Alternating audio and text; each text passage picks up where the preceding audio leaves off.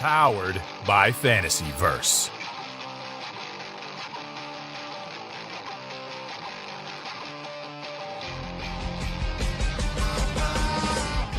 Welcome to Turn a Page, the official comic book club for Nerd Initiative.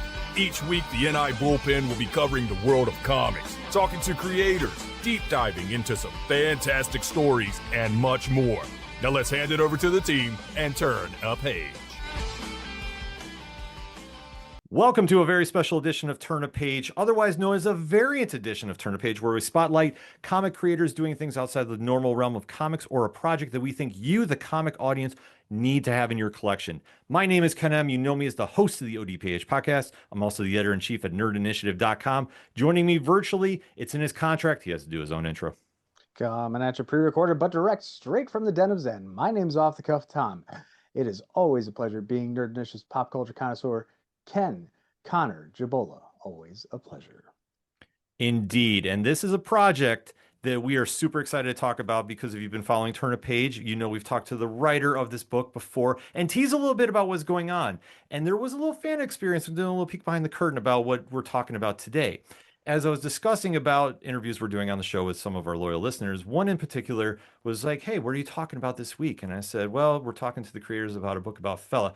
I couldn't even say the whole name until he screamed, Fela Kuti! Oh my God! And literally marked out and was not stop asking information about it. And I said the easiest way I could say if you wanted to check it out is go subscribe to the Nerd Initiative YouTube and you can find out all about that in the episode, because what we're going to be talking about today is a book that is dropping on October 7th, spotlighting a revolutionary music icon whose past, present, and future legacy has been something that has been encompassing fans' attention since he came on the scene and created a new genre of music that still to this day is felt throughout the world of music. And we are super excited to talk to the creative team behind this. First, an artist who has been definitely making some noise in the art world, who has an affection for African history and North American pop culture put together. Please welcome Jibola Fagbamiye. Hey, thank you. Hi, everyone. No, thank you for coming on, though.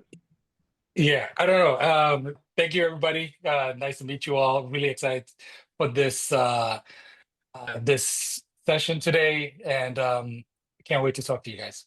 Oh, absolutely. And joining him, returning to Turn a Page, one of our favorite writers in all of comics. You know his work from Assassin's Creed, Sherlock Holmes vs. Harry Houdini, Kill Shakespeare, and is somebody that really made me question when I saw a grandmother trying to give their grandson a drink this week, and I immediately want to scream, Bram, don't take it, because if you read The Last Witch, Blood and Betrayal #3, you'll know exactly what I'm talking about, because the hit series he is behind is right now at Boom Studios and absolutely incredible. Please welcome back to the show, the one and only Conor McCreery. Connor, what is going on? Oh, thanks so much, guys. That was a great intro. You were saying one of your favorite writers, and I was looking around and being like, is somebody else coming into this conversation? Like, oh, wait. No, thank you. Thank you so much for having me back. I really appreciate it. It's very excited to chat with you guys. So yeah, let's do this thing. Hold on, before he gets started, I have to 100% agree with him. The way you did Brown Dirty.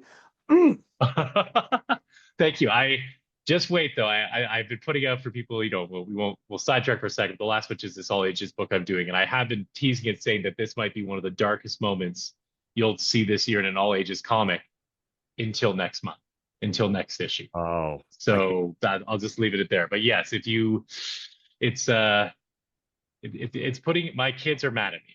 Oh, that's all I can tell you. My kids are angry at me based on how I've written this book. They've told me I'm wrong and I should change it. And when I explained to them that that's not how it works, the book has been printed and it's been sent out, they said, then burn all the copies. I like your kids. that is impressive. And speaking of impressive projects, Fela, Music is the Weapon is dropping from Armisted Books on October 7th. And this is an experience. I mean, it's not even just a fantastic read. It is an experience. So let me start asking you both the question of, how did this whole project come to be? All right. So I grew up in Nigeria, right? And I grew up about 5-minute walk away from Fela's house. So I would walk in front of the house every time I was walking home from school or whatever. And back then there were all these stories about Fela, like yo, wait, if you ever meet Fela, he spits fire. You could get robbed in front of his house. Like there are all these crazy stories of what could happen. But I would just walk through and I'll be scared. So I've always been fascinated about him. And then when I moved to Canada, around 2008, I saw a play, a Broadway show on Fela. And it was beautifully done. It was done by BT Jones. Obviously it was like a musical and everything. And I saw it and I was like, oh man, I think um, I can tell a better story than this. So I started working on it and I realized I wasn't that good of a writer, but I could draw, obviously, right? And so I reached out to Connor. I'd known Connor for years, and I told him, "Hey, man, I have this project about Fela Kuti, and I just need someone to sort of guide me on this project." And he was like, "Connor, I'll let him tell the story, but he'd lived in Ghana for a few years. I didn't know he knew anything about Fela, and he reacted like the person you just mentioned, like Fela Kuti, like he's like, I'm working on this with you, man. Like we're doing this together, right? So this was around 2013, 2014. We started working on it, and I was doing the the drawing, Connor was doing the writing, but we debated back and forth on the story, the themes, and everything, and here we are. Yeah, it was pretty like it was an interesting thing. Like for people who aren't familiar with Fela Kuti, he is a legend, right? He is one of the biggest names in music. He created the whole genre of Afrobeat. He is he's just loved. He's renowned in hip hop circles, right? Like there are so many incredible hip hop artists who have based their song on what Fela did. Miles Davis, the jazz impresario, was like, Fela's the future of music. James Brown was a fan of his. Paul McCartney was a fan of his. The Rolling Stones were influenced by him. Ginger Baker of Cream, like across the board. So he's just this guy. But for people out there who like, well, can you give me a little more? We like to say he's like the Bob Marley of Africa. If Bob Marley had put out at least 55 albums, had married 28 women, 27 in one day, it was a political expression, was arrested 200 times and started his own country. That's what I had to work with as a writer when Jibola came to me. And when I first, like Jibola was saying, like I was very excited, and it was true, but it was only a few years before that I'd kind of been introduced to him. Fela's got a son named Femi Kuti. He's been a big name in world music, Femi and the Positive Force. So I knew that from my college music days. I was a college music DJ, and so I knew who Femi was, but I didn't really know much about his dad. It wasn't until I was living in Ghana, which is kind of a next door neighbor to Nigeria and West Africa, and I was at what they call a spot, so like an outdoor bar. I was drinking one of the local beers, and this music comes on. And in Ghana, they like to think of themselves as sort of the king of African music. They're the home of something called hip life and high life, which are two of the dominant, or at least were two of the dominant music types in West Africa. And this music came on, and it sounded a bit like it, but it was like different. It was jazzier, and it was funkier, and it was like heavier. And all these Ghanaians are getting up and they're dancing around me. And like, I'm kind of looking a little confused. And so one of the guys like, oh, you know who this is? This is Fela Kuti. And I was like, oh, he's Ghanaian. And they're like, no, he's the king. He's Nigerian. And if you don't know about the West African interpersonal political relations, which many of our audience probably doesn't, Ghana and Nigeria are kind of like Canada and America. They are friends, they get along. But if you're Nigerian/American, you're like, we're the shit. We're the best, right? Like, we're the biggest. Like, we like the Ghanaians, but like, we're the best. And if you're Ghanaian/Canadian, it's kind of like, yeah. I mean, the Americans and Nigerians, they're great. They're cool. We love them, but they're kind of full of themselves. And so in Ghana, it was pretty rare to hear somebody be like, oh man, Nigerians are the best. Usually it's like, oh, Nigerians are causing all the trouble. They're making things expensive, or they think they're so good. And so that really stuck with me, that all these Ghanaians were just like dying because they loved Fela so much. And so that's kind of when I started to dig a little bit into him. And so, yeah, when Jibola came to me, I was like, this idea you have is so amazing. And I did think about it for a while because I was like, okay, like should I get involved in this project? Am I the right guy? But Jibola and I have been friends forever, and I just really believe we could make a really not just a good book, but we could do something that was going to be hopefully like kind of culturally valuable, right? Whether you know about Fela, whether you're a huge Fela head, we hope we've attacked this story in a way that, like you guys were saying, that it does feel like an event and it feels like something bigger than just a book, because Fela is a hell of a lot bigger than just a story. He's so many stories. Yeah, absolutely. I mean, that's the easiest way to describe it. Like, it is an event, it is an experience. It is not just your average graphic novel read by any stretch of the imagination. Now, when it comes to the book itself, for those of us who are all here in Turn a Page, and especially because it's one of our variant editions, when we try to highlight specifically a book, what would be the best way to pitch this out to everybody who goes, wait a minute, they're doing a variant edition. Why are they doing it? Why should they be going out and reading this book specifically? Yeah, I think that the first thing that comes to mind is that this is just one of those stories that, even though it happened, a long time ago, it's a story of right now, right? You see all the things that are happening in the world. You see, there are less democracies in the world today than there were 5 years ago.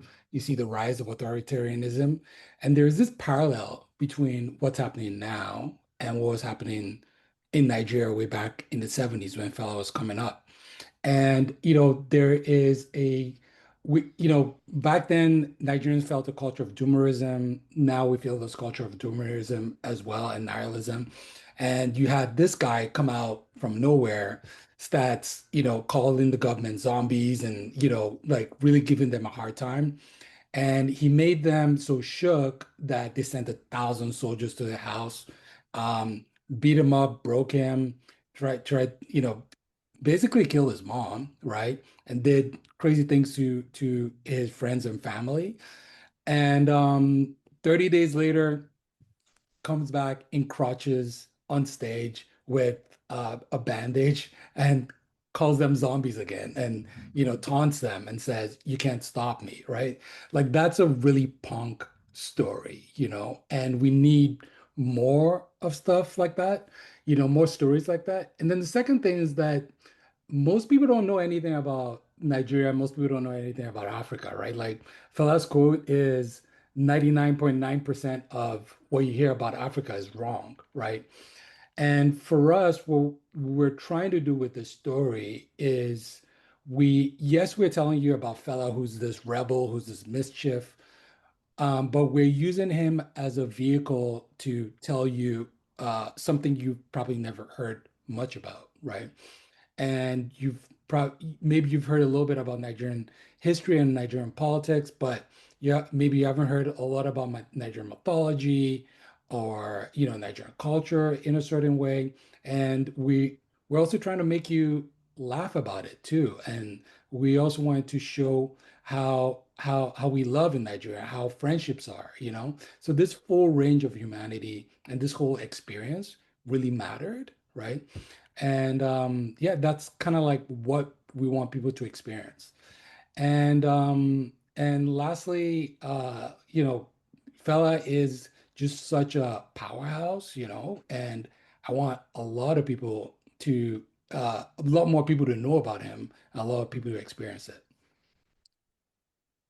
Yeah, and for me, I think it's just like, like Jibola was touching on, like, we're in a period where art is resistance. Art has always been resistance, right? But Fela is such a clear example of someone who used their art as resistance, which is funny because he started off singing about soup, right? Like, one of the things that a lot of people don't know about Fela is he didn't get, his mother was politicized. He grew up in a political household, but he never really thought of himself as particularly political. He wasn't really interested. I mean, he wanted to sing songs and chase ladies and, like, stay up and hang out, right? Like, he's in his 20s, and he ended up going to the States, where he fell in love with a woman who was a Black Panther.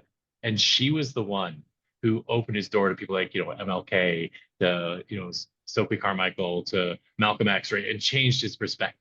And so he's a really great example of a guy who suddenly switched. And like Jibola said, like, a month after literally they tried to beat him to death, he's back on stage singing the exact same song that caused, these 1,000 soldiers to burn this, country of his to the ground. And so, yeah, I just think he's such a cool example of art as resistance, and the fact that it's never hopeless. We can always speak out for what we care about. And then I think if you were a graphic novel nerd, someone who just loves the medium of comics, I really do think you're going to love this book, just because it really is out there.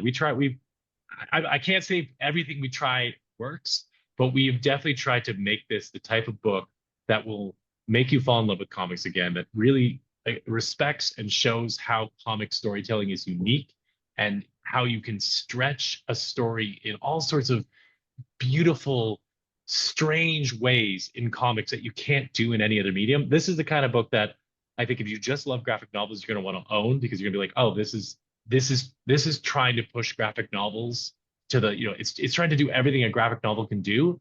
And I also think it's the kind of book you can hand to a friend who's like, I don't get why you're into comics. The kind of person who maybe thinks that comics are like superhero books only, right? And they don't, Right. That's not their genre, and that's cool, right? Not everybody has to be into superheroes.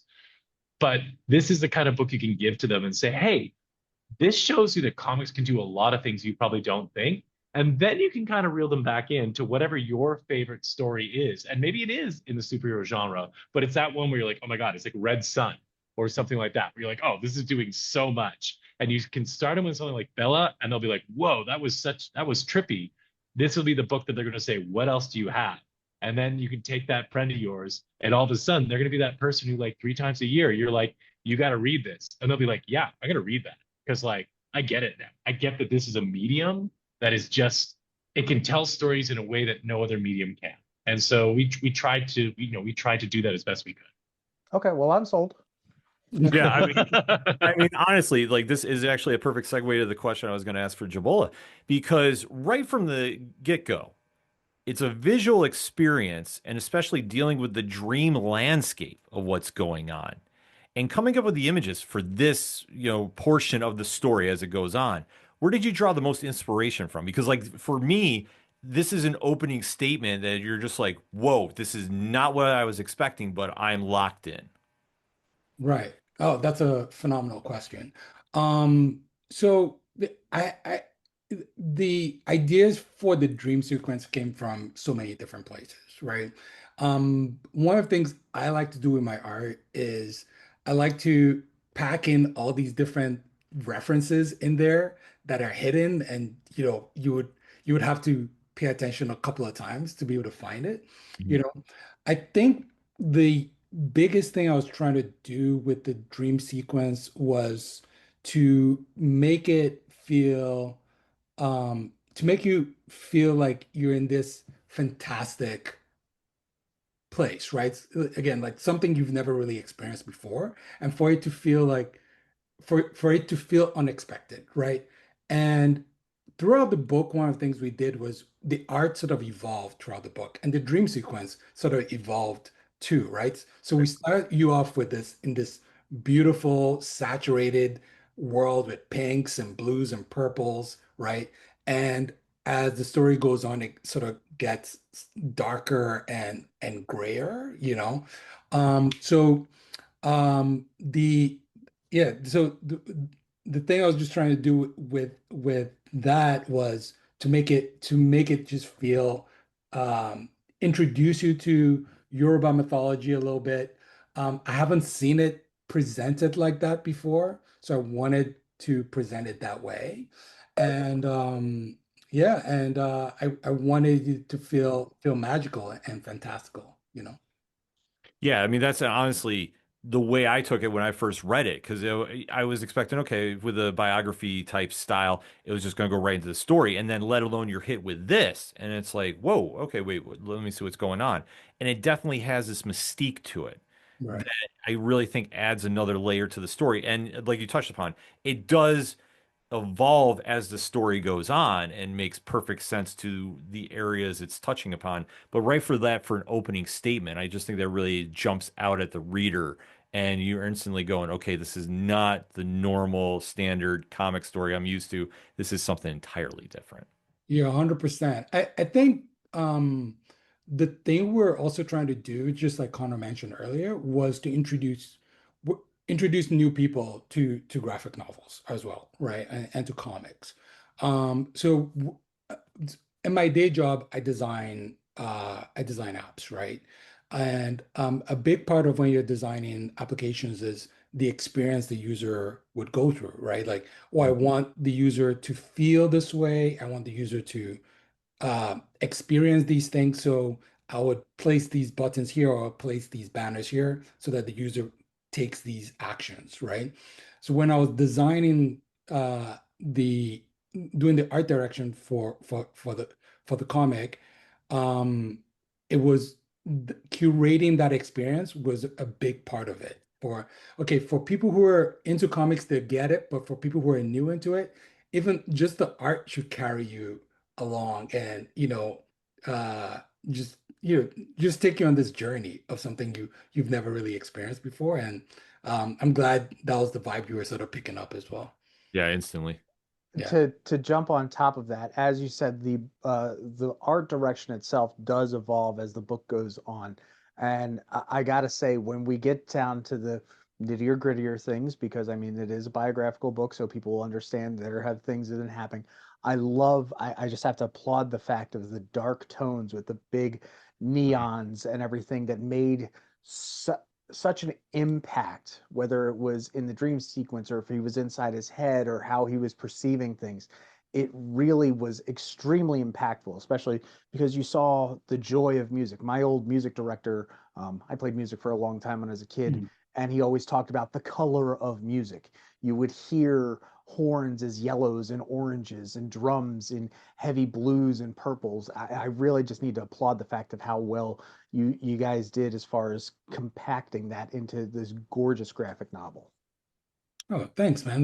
That's beautiful feedback. I think what like there's that part in the story. I'm trying not to put any spoilers in there. There's that part where it gets darker, right? And one of the feelings we wanted the reader to have was for it to feel heavy, to feel Yes. claustrophobic a little bit, right? But for there to still be hope in there, So one of the books that actually gave me a huge inspiration for that was Arkham Asylum. And yeah, because like it has sort of like the same sort of vibe where it just feels heavy, you Yeah. know? So yeah, I reference that a lot. And Now, we also stole a bunch from King, like Ho Chi Anderson's King was one. Like it's for if you don't know that book, it's a great book. Actually, another Canadian creator. But there's a point, it's telling the story of Martin Luther King, and there's a point where JFK gets assassinated. And at that point, the book, which had a very like structured feel, it was very like traditional comics, the panels, it's like 6 panels a page kind of thing. It was very ordered.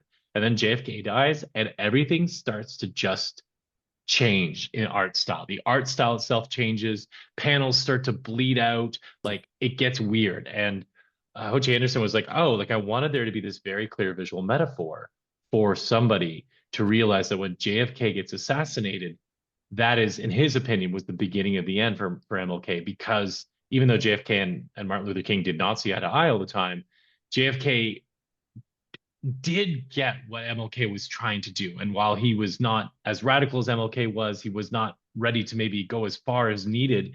He also didn't want to get in the way. And so when JFK dies, Anderson was like, yeah, this is like MLK lost his protector in the White House. The guy who was like, this is not a domestic terrorist. I'm not going to like stand beside everything Martin Luther King does. But, people forget, people, in the States, people thought that MLK was really dangerous, right? Like physically dangerous to them and their children.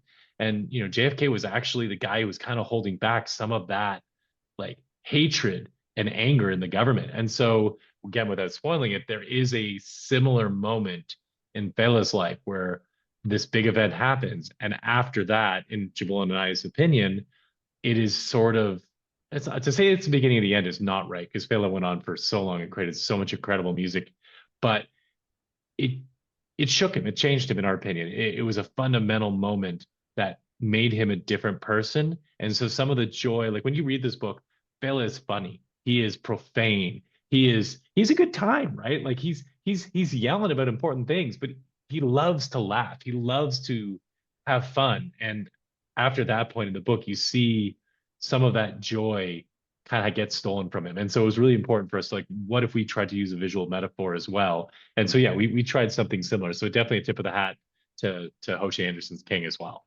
Yeah. So the book opens up with the quote, "Music is the weapon of the future. Music is the weapon of the progressives. Music is the weapon of the givers of life." What is both your interpretation on this? I'll make Connor go first on that one. Yeah, ask the guy who wrote it. Gotcha.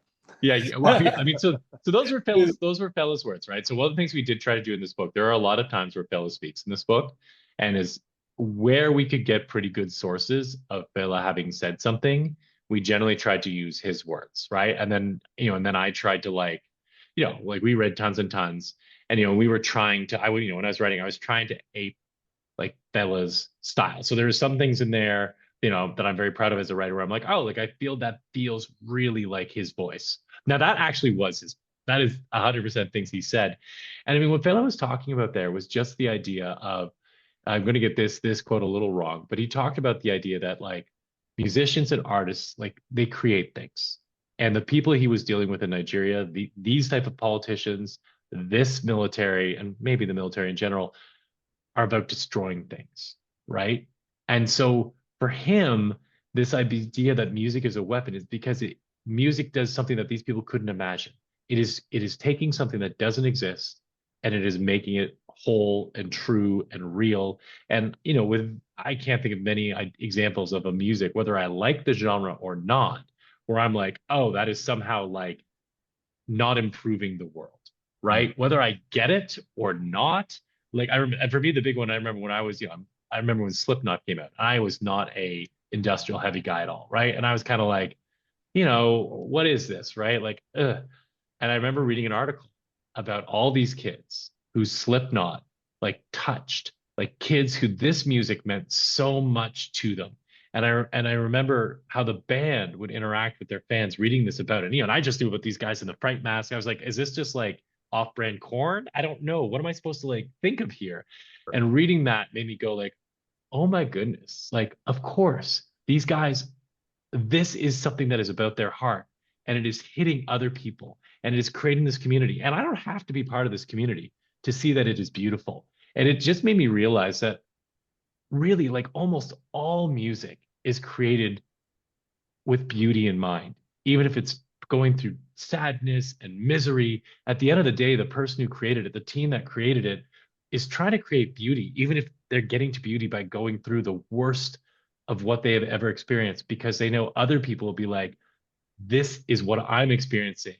And knowing that I'm not alone in this allows me to find some beauty in my life. And so I think that's what Fela is saying, is people who make music, who draw, and you don't have to be a professional. It's just, if you like to create, you are bringing beauty, and you're making the world literally a better place. And so for Fela, he was always so critical of these, because he's like, what are you building? You're not actually building anything that matters to people. We need to be fed as human beings. And like, hey, if you're building infrastructure stuff, that's cool. That's great. But chances are, if you're the kind of people he was dealing with, which were these repressive regimes who were beating people in the streets, who were dividing people based on their tribe, these people aren't building anything. They're barely building infrastructure, and they're certainly not building anything that's nourishing the people in their country. And that's a long-winded way to say, yeah, like Bella he's like, go out there and create, because that's what makes the world better, right? Yeah. There you go, Jibola. Are you happy you put me first? What are you gonna follow that? Because you sort of inspired me there when you were speaking. I was like, oh, it kind of reminded me of that scene from V from Vendetta, where V was like, artists use lies to tell the truth, right? And I always like that line. And when you think about when you have repressive regimes, the first things they ban is art, music, books. They stop, they burn books, and that's happening even now in many places, right? And Fela says, we artists artists should use their art to tell the truth, you know. I and in Nigeria at the time growing up, and I don't know how it was like here, but at least in Nigeria, um, artists were not really respected people in society per se, right? They were typically looked down on, you know. And for Fela, the way he embraced his music and his art, and he expressed it in so many ways, and you know, in fashion and you know, and obviously in his music. Um, the way he did it was just so heavy that it was a threat to the government, you know. Um, and you know, if you were, I don't know, like if he was an engineer, I don't know how it would be a threat to the government. You know, it could be in a more literal sense. I'm not sure, but just using his music to just sort of uh to bring down the government in the way he did was just, you know, it was just so powerful. And like and at the, when Fela passed away, over 1 million Nigerians came to say goodbye to Fela, right? I think the only other people who have had that sort of honor is I think Mandela had the same thing, and also Pope John Paul, and I think Princess Diana too, right? But with Fela, you know, in Nigeria at the time, to get people to come out like that with just people with just because of your music, it's just you know, it's pretty hardcore stuff, you know? Yeah. I mean, that's the one thing about it too, is just how much music has an effect on everybody. Yeah. It's such a universal language in its own right that Yeah. it does connect with everybody in some fashion. And that's one thing, especially when you start walking through Fela's journey as a musician and start seeing how it Yeah. evolves. It's something that really just encompasses the reader along with everything else that's going on. Right, right, right. And then through this course of the book, Fela's life takes many different turns. Is there one that you think really defines his legacy the most? Musician, revolutionary, or is there something else that really jumps out to you when you think fellow, like that's what it is after going through this book? Yeah. So um I think his experience in LA when he went to America was, you know, it's a defining moment in the book as well, and a defining moment in his life, right? Um, so in back in the day, like when, you know, growing up in Nigeria, Fela was actually pretty fetishized and demonized, you know, and a lot of the stereotypes around Fela or propaganda around Fela still exists today, right? Where he's almost sort of seen as this, you know, I mean, he is an agitator, but very sort of negatively, you know, in Nigeria when we were growing up. Um, and what is interesting is when you listen to Fela on you listen to any of his interviews, or if you read any of the books where he talked, you get this other side of him who is that he's this extreme empath almost, you know? And I'm trying to make this connection that when he was in LA and he met Sandra, and Sandra told him, educated him about Black history and Black struggle and all of that, and he became sort of radicalized and felt like he had to bring that message to Nigerians. You know, it felt like someone who was just like, oh, I feel people will really benefit from this, and never actually really thought of the negative things that could happen. It just felt, oh, I'll do this awesome thing for my people, right? And when he got this crazy pushback, he just kept going because he just felt like, my guess is it felt like that was just the right thing to do, right? You know, so the experience um in LA when he became radicalized, what I think defines a lot about Fela, because yes, you have this rebel, but also this extreme empath because it's like, oh, I'm gonna change the world. I'm gonna do something with this thing I just learned. Versus, oh, I learned this thing and I'm gonna keep it for myself, you know. And I think it tells you a lot about who he is.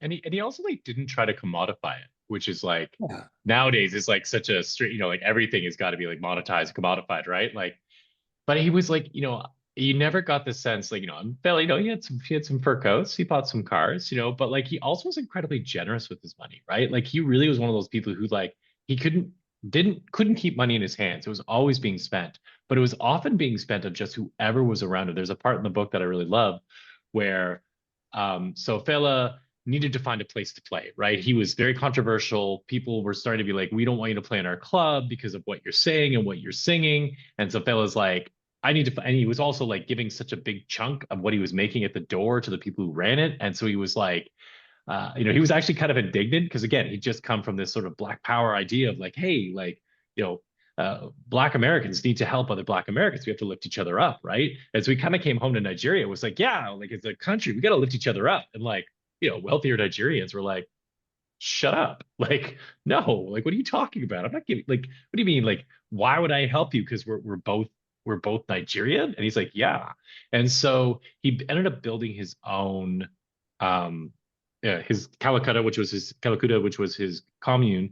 And then across the street was this place that would be eventually become the Africa Shrine, which would become his legendary for going to see Fela. And he, helped to build that up as well. But we put a part in the book about how he shows up and there's it's not in a very good part of Nigeria, or sorry, Lagos. And, his best friend, JK, who's a constant presence throughout the book, is kind of, he's kind of nervous. He doesn't like being in this neighborhood. He's like locking the doors. He's like, why are we here? And, Bella gets out and there's these corner boys just kind of sitting around. They've got nothing to do. They're not employed. That, we're in a world that doesn't have as much employment as it needs to. And, most Nigerians would have looked at these kids as these guys are thieves. They're bad news. And Bella was like, hey, I need this place cleared out. Would you guys do it for me? And they were like, okay. And Bella like pays them in advance. And, the kids start to work. And, his buddy JK is like, Bella, come on. Like, first of all, like, why did you show that much money in front of them? Because like they could have jumped us. And Bella's like, no, these are our people. They're not going to do that. If you're scared that they're going to do that, then maybe they'll do that. But if you're not, that's not going to happen. But JK's like, what's going to happen, man? Like as soon as we go around the corner, these kids are going to stop working. They're just going to take the money and run off. And, Bella was basically like, well, maybe not. But if they do, like, who needs the money more than them? And it's just like, he just had this like generosity. He didn't try to commodify what he knew. He just really wanted to send it. And I think for me, again, a big part of the book is the idea that Fela talks about how he hates love songs because love songs are about nothing. Love is this like empty, silly emotion. And what we kind of argue in the book is that Fela was actually singing the most powerful love songs of all because these were love songs not just for his people, but these were really love songs for anybody who has been stepped on, anybody who is being oppressed in any kind of definition. And this is really what he was singing about. And that's kind of our thesis, is that the guy who hated love songs was actually singing some of the greatest love songs of all time because they're just about us as humans, seeing each other as humans. And I think for me, that's the thing that I really take with Fela. There's things he says that I would not agree with. There are things I wrote that I was like, oh man, like it's weird for you to write this because like I don't really believe, but this is what he believed. But at the same token, it was really hard for me until maybe the end of his career when he kind of went off, in my opinion, maybe lost his way a little bit. You 100% believe that he kind of wants everybody around him to be able to live the kind of life they want to without being interfered with. And in Nigeria, there was a hell of a lot of interference, but even in countries like Canada and the United States, where we've been generally blessed to have a lot of personal freedoms, there are people who don't get as much freedom as say I do for all sorts of different reasons. And that's really inspiring to me that Fela was just like, hey man, like rising tide raises all boats. Let's all do better, which is just kind of a lovely and, makes you want to get out of bed kind of sentiment. You show a lot in the book, his defiance to quote unquote the system, the man, however you place it. What do you think might have been some of the big double-edged sword moments for him? I mean, I'll answer this one first. Like, so there's a part in the book where Son of Ban is like, you have become, and this is kind of a clear.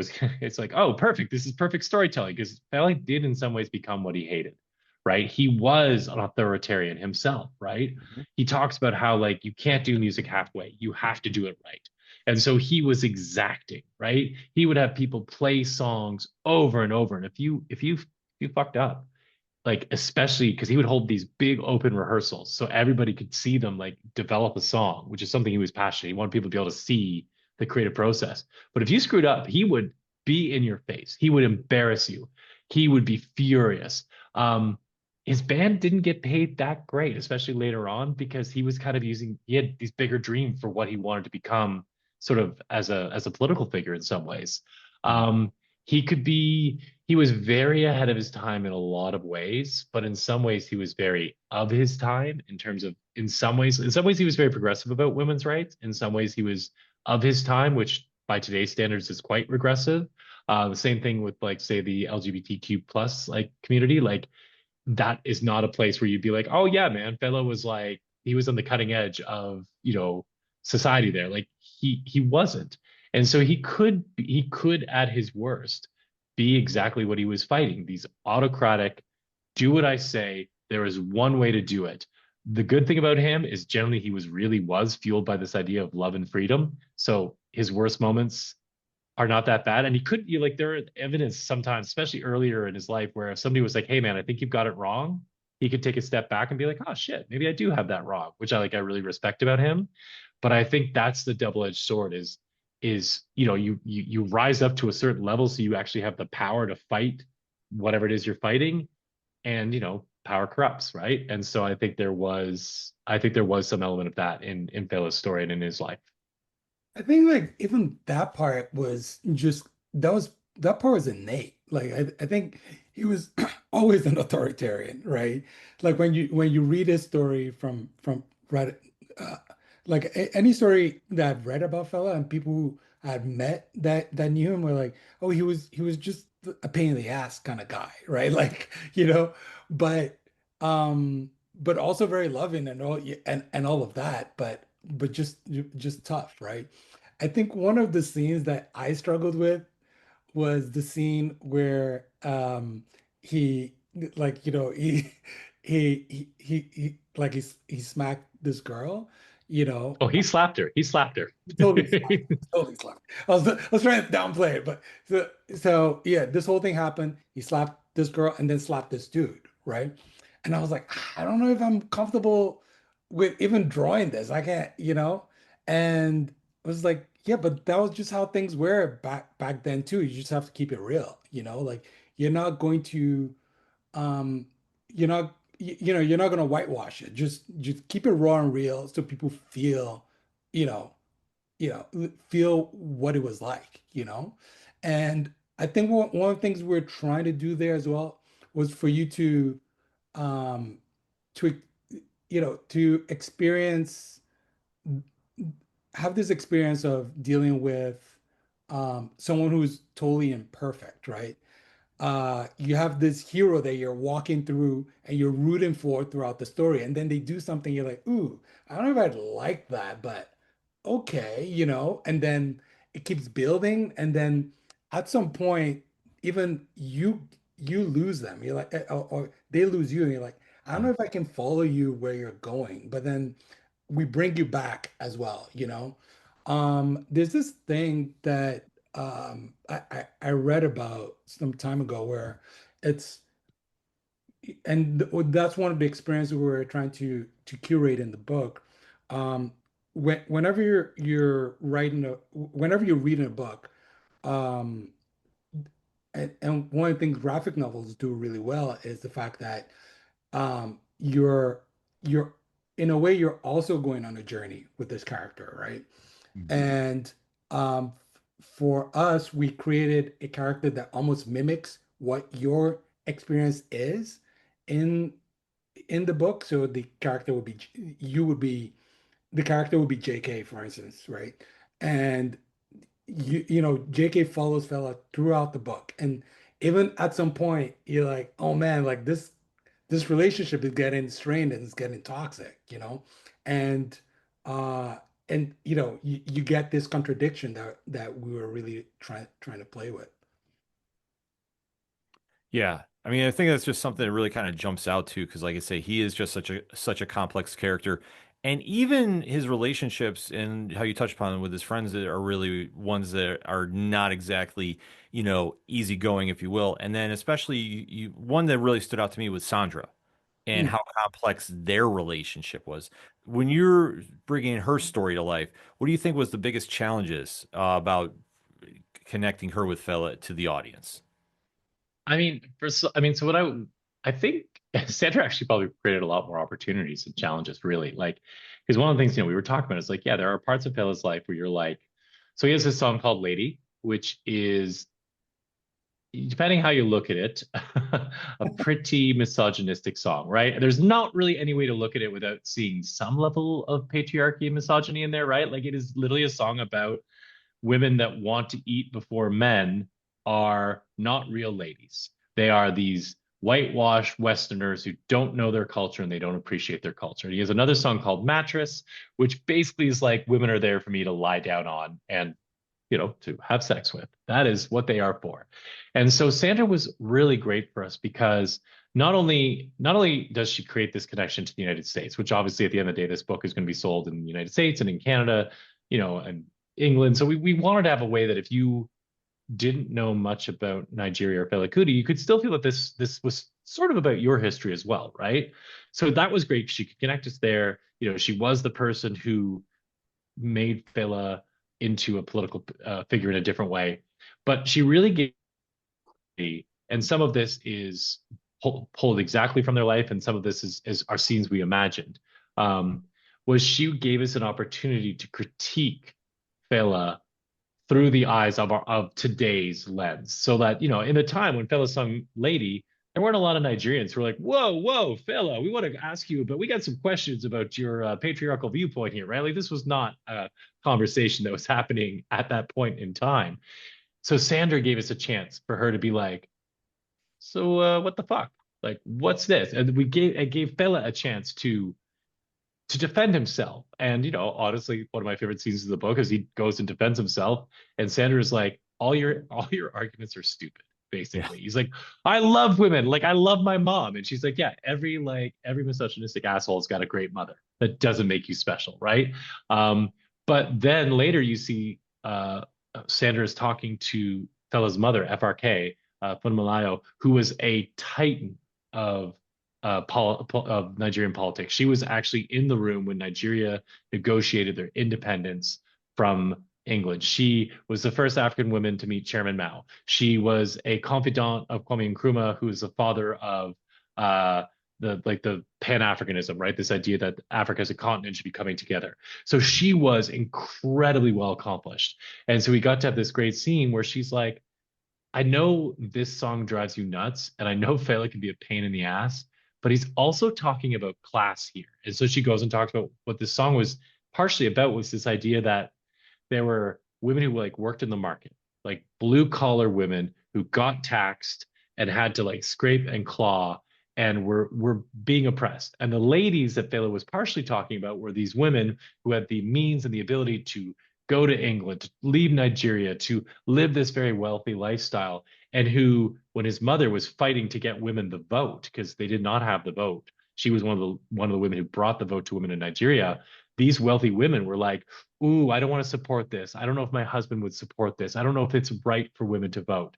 And so Sandra really gave us this opportunity to try to dive deeper into some of these conversations and to acknowledge that some of what Fela said and believed was, maybe not something that I would stand beside, but that it was also more, it's deeper and more complex because, again, you're dealing with a culture, especially for someone like myself, that is not my culture. But there are nuances that I don't understand. And so Sandra was a really cool tool because I think, as anybody who's a Westerner, you can put yourself in her shoes because you also would be the outsider. right? You're not a musician. You may or may not be a Black woman, but you're like, okay, I get it. I'm seeing things the same way she is. And I think one of the things we really tried to do with this book is emphasize the universality of people. And so that we can actually relate with each other a lot more easily than sometimes I think, especially now, we are told we can. And so yeah, Sandra was really great from that perspective and gave us a chance to just have some arguments that I don't know if we could have otherwise in the book. And she's a great character because she is this very strong, smart, sassy woman, right? In real life, that's who she was. And so she was a hell of a lot of fun to write because when she saw it, if something looked like bullshit to her, she was going to say it was bullshit. And that's always a great character to get to write. So I'm going to call an audible on this one, Ken. With this being a biographical, graphic novel, has there been any feedback from Fela's, family? Are they aware of this? Have you gotten their blessing? It's the big question that I've been wondering after, going through all 300 plus pages on here. Yeah, so this one's the independent project, so we're just kind of doing our own thing. We did it because we're huge fans of Fela, right? I'm pretty sure at some point we're going to be sending a copy to the family. But I kind of wanted to touch on one thing Connor was talking about regarding Sandra. Um, one, so Sandra was a Black Panther, right? And one of the things that people don't talk too much about the Black Panthers is that their foods program, their jobs programs that they did, and you could really see the influence of that in how Fela ran the commune and we're trying to ran his Calcutta Republic. And you could see that parallel because you would notice he gave people jobs, he made sure everybody was fed and all of that. And that was just like this cross-pollination of that happened with the Black Panthers and Fela, right? And Sandra made it easy for us to make that connection of, hey, when when certain things happen, things don't happen in isolation, right? They don't happen in a vacuum. Um, when Because of what the Black Panthers did, it had its own influence here, back in Nigeria, and created this whole global movement on its own as well. So not to keep rambling, but like, yeah, that was one of the pieces that Sandra allowed us to. That's the character Sandra made us do, right? Yeah. So going back to me here, I think I already know the answer to this one, but Fela's had many outrageous moments in his life. Is there one, as you were going through this, that really absolutely floored you to discover? Because I know there was one that now seeing it pen to page, I still cannot get over. If we talked about but I'll open the floor to you both about this first. What do you think, Jibola? What's with the floor you, man? You obviously knew more about him coming in, so. No, I'm guessing you're thinking the expensive shit. Yes. I mean, we alluded to when Connor was on the show before, but I was like, "Yep, seeing this come to the light." There you go. Yeah, yeah. Yeah, I think that was one of our favorites, but we didn't really know how to tell it, so we went through multiple iterations of it for it to feel concise and for it to work in graphic novel Jibola format. kept wanting me to cut it. Jibola kept on being like, "You gotta cut it. We could do this whole thing in like 6 pages, man." And I was like, "I don't know if we can." He's like, "No, man, it's too much." So the dirty secret of this book was, but the number one job I had on this book, it was not writing, it was not coming up with good dialogue, it wasn't research, it was meeting with Jibola every couple of weeks when he would be like, "This book is too long. This book is too. We got to shorten it up, man. I don't want to write. I don't want to draw these." And every time we would go in, they'd be like, "We can shorten it down." And sometimes, to be fair, I'd be like, "Oh yeah, you're right. I was rambling there. We could do this shorter." Yeah, 100%, right? 100%. But I would say there's also a good percentage of time where I'd be like, "Yeah, no, that's a really great idea, Jibola. I think you're right. But like, I mean, if we look at it from the other perspective, though, like, if we do it this way, then we would miss this, and we could do, and then by the end, Jibola would be like, all excited, like, yeah, we have to do this. And so, yeah, but at first, like, we was really, yeah, sorry, I just wanted to cut in there just because the funniest part, because when I first talked to Connor about the project, I wish I mentioned this earlier. It was like, okay, it would be about 80, max 100 pages. So Connor was like, bet, I got you. So he goes away, comes back with 350 pages. I was like, dude, what is this? I'm not trying 350 pages. Are you fucking kidding me? You know? So my whole mission was, how do I cut this thing in half? Right? Because I don't want to draw 350 pages. But every time we would discuss it, I'll go like, that's fire though. I think I got it. Like, that's good. I can't cut that. So because we went from scene to scene, and every new scene, I'm like, okay, I'm gonna cut this in half. But then most of the time, I actually end up adding more to it, right? I'm like, oh, dude, we missed this other thing, So, yeah. But our next project is going to be less than 300 pages for sure. We have that on record, folks. We're going to hold you to it. Okay. I'm not doing 350 pages again, man. So in the sake of brevity, okay, because we don't want a 300 and something odd pages long answer, okay. At the end of this, what is the biggest takeaway you want the reader to have? One sentence. Go. I got him. Yeah, Jesus, one sentence. You're So vicious. one sentence is brutal. I mean, that is tough, Tom. I mean, there's a lot. This is a good challenge. Okay. This is a good challenge. No, this is a good challenge. Okay, so I would say,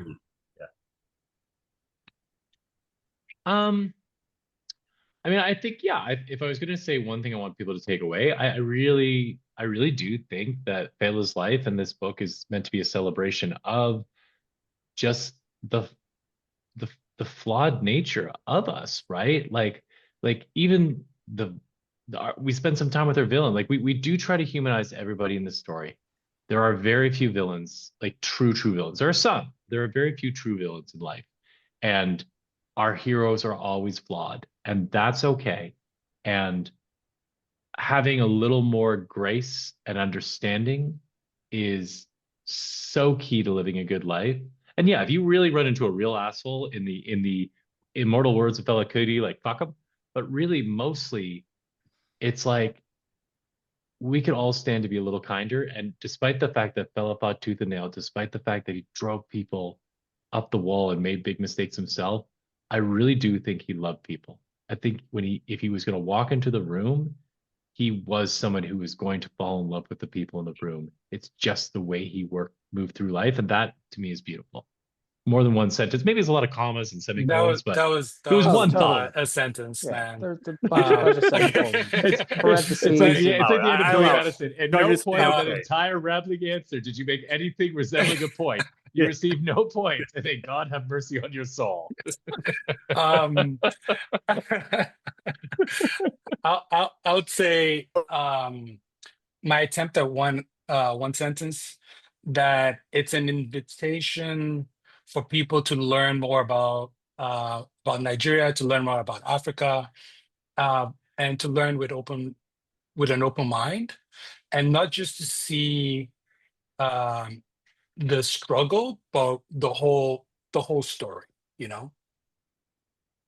Yeah, very well said. Because honestly, trying to sum up Fela's life is no easy task, because it is one that really will take you on a journey. And that's why we can't emphasize, this is not your normal read. This is an event. This is an experience.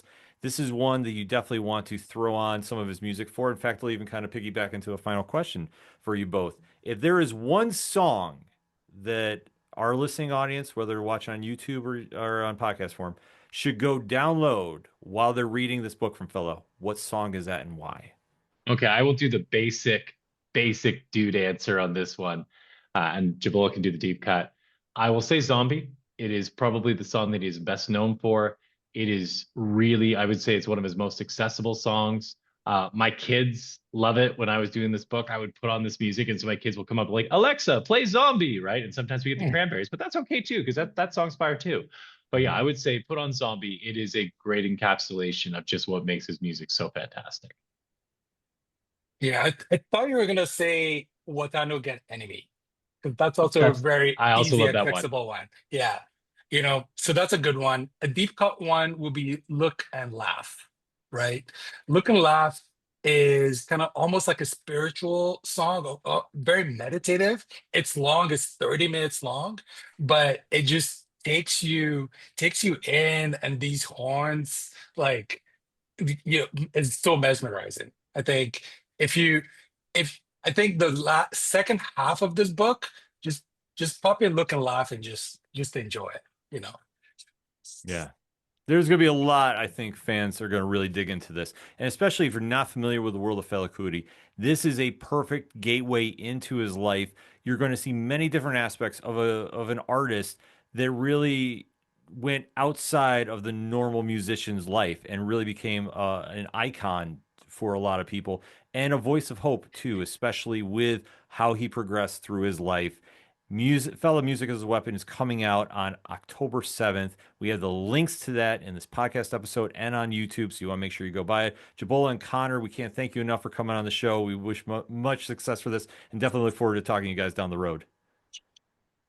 Thank you so much, guys. And I think we actually did forget one last just little piece of inspiration, which is, of course, the Dewey Cox story, Walk Hard.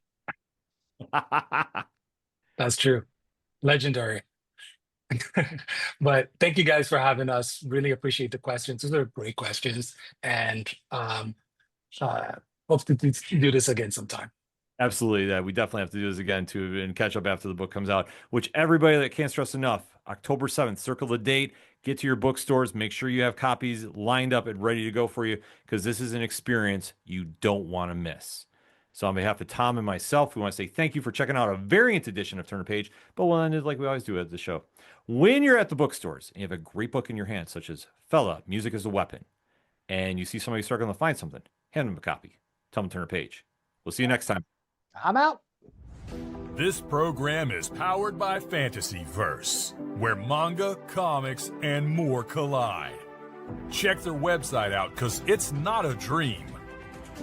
It's Fantasyverse. The content you've just watched is part of the Nerd Initiative Network. Make sure to like and subscribe to our YouTube channel, and don't forget to check out nerdinitiative.com, the home of pop culture positivity.